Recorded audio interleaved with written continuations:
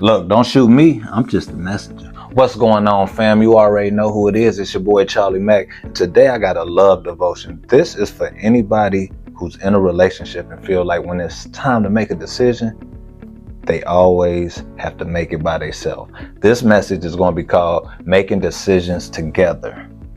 All right, so this message is going to be stemmed from Proverbs 3, verses 5 and 6. It says, trust in the Lord with all your heart. Do not depend on your own understanding. Seek His will in all you do, and He will show you which path to take.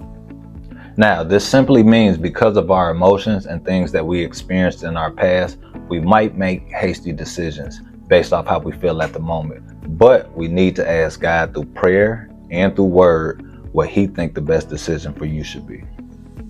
Now, can we develop a method of decision making that doesn't involve arguing?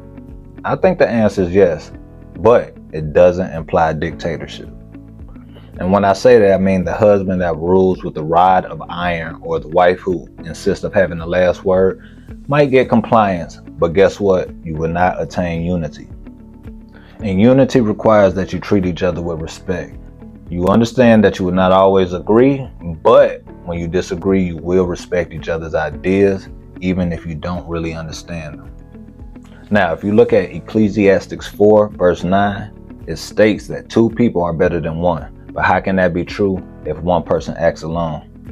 Now, think about this. If you've been in a long-term relationship or marriage, most of the poor decisions made in this relationship or marriage has been made in isolation.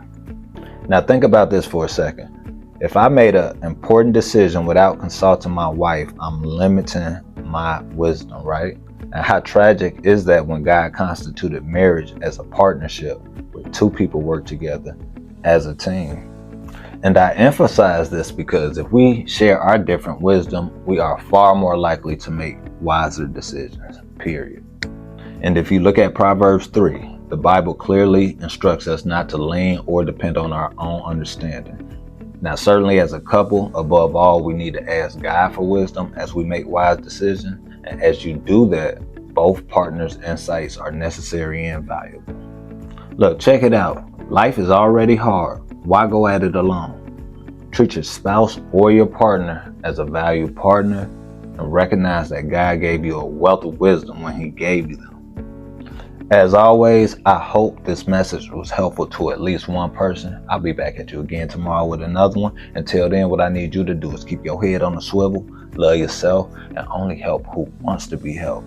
I love y'all. I'm out!